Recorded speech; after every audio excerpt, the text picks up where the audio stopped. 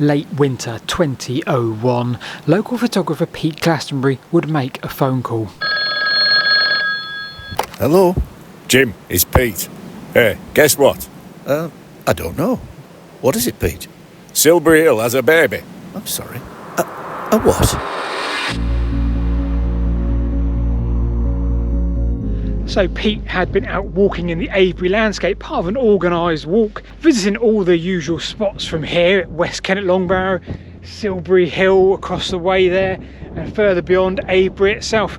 Now that walk was coming to an end, and he was making some film on an old camcorder, and he moved from here, West Kennet Longbarrow, down to Silbury Hill, and then across the valley to the east, where he noticed just by the trees a really strange feature he'd not seen before. Months passed and Pete Glastonbury couldn't shift this feature from his mind. He spoke to a friend and employee of English Heritage, Dave Field. Now he suggested that features like this that were tree covered, at least at the time, were by and large ignored. What exactly was that monument? Was it a monument? It stands out so well in the landscape, it almost looks the shape of Silbury Hill itself. Why had no one ever seen it before? Well, it turned out they had.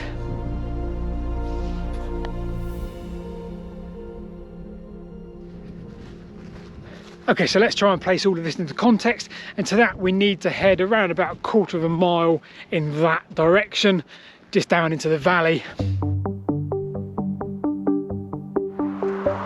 Here, this is Silbury Hill, and it's the largest man-made prehistoric mound in Europe, and it stands at 40 metres tall. And the volume compares to that of the Great Pyramids of Egypt. I always think the best view of Silbury Hill is from right down here at the water's edge.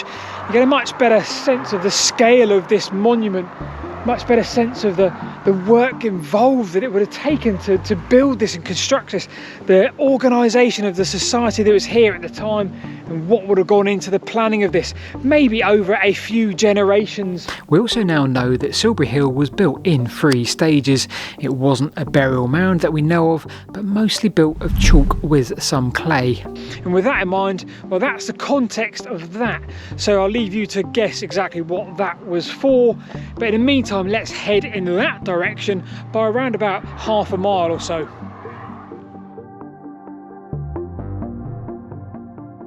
I knew Pete from the Silbury days. Yeah.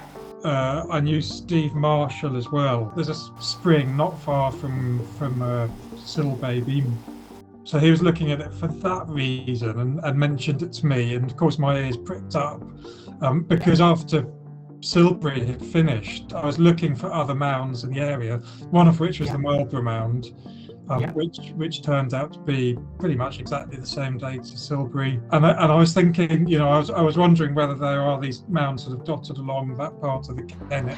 The entire landscape around here was littered with monuments, not just the ones you see today from Silbury to Avebury to West Kennet Longbarrow, the Ridgeway and the Sanctuary which converge up on the hill ahead of us, but also others that are no longer here for whatever reason. There was another huge stone circle between West Kennet Barrow and Long Kennet Barrow, to name just one of many. So for a new monument to be found, well, yes, that is quite staggering that we hadn't noticed it before, but not hugely surprising to find it where we do, certainly if it belongs to that era of prehistory.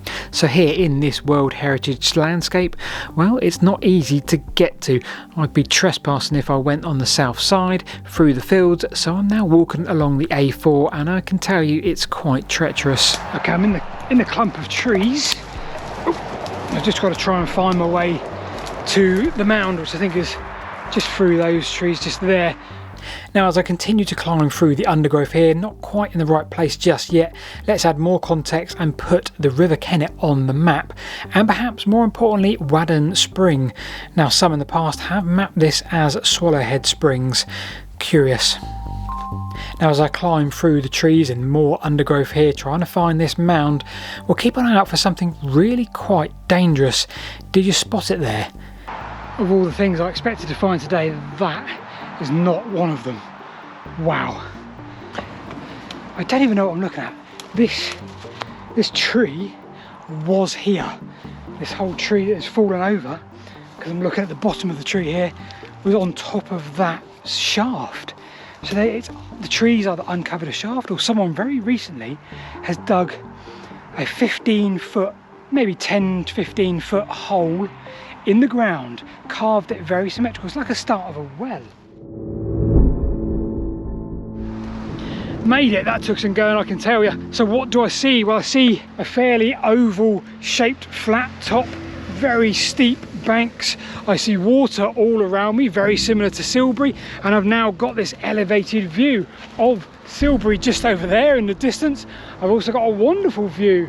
I almost feel level with West Kennet Longbarrow up there on the horizon, and I can always see over there. Yeah, I can see East Kennet Longbarrow over there by the trees. It's a really curious platform. A decade would pass and Pete Glastonbury finally persuaded Jim Leary, now of York University, to do some archaeology. Now, Jim was part of a number of studies in this landscape, not least Marlborough Mound and Silbury itself. He said, "I've got the results." He paused, as they do on these horrible reality shows. If anyone could solve this mystery, well, certainly Jim could. The whole premise of this is we've discovered something. Pete Glastonbury discovered a new mound within this World Heritage Site. I love the fact that within the last 25 years you can do that. You can discover something that hasn't been found before. But I guess the question is, did we actually discover it in the last 25 years?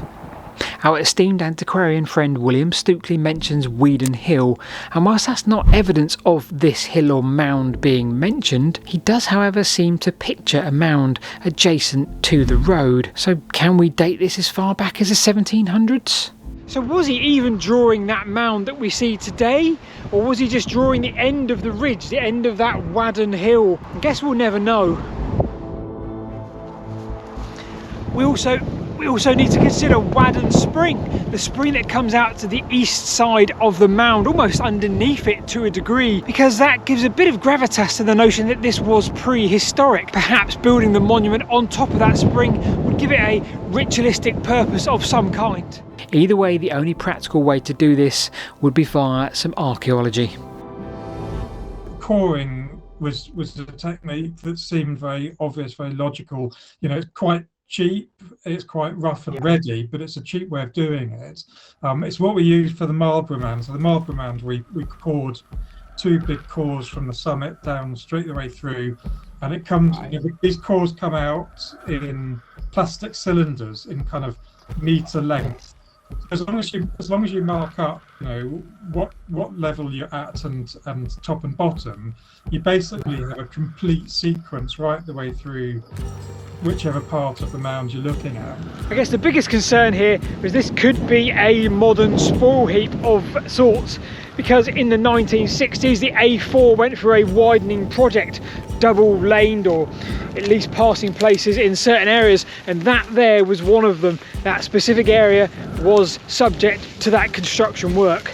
So the road here was first mentioned in a formal capacity in the 1600s, the Great Western Road, perhaps one of the half a dozen or so royal roads, and then in the 1700s it was turnpike like so many here. No reason to cause this mound in either event, but good news, Jim and his team were successful in obtaining a date for this mound.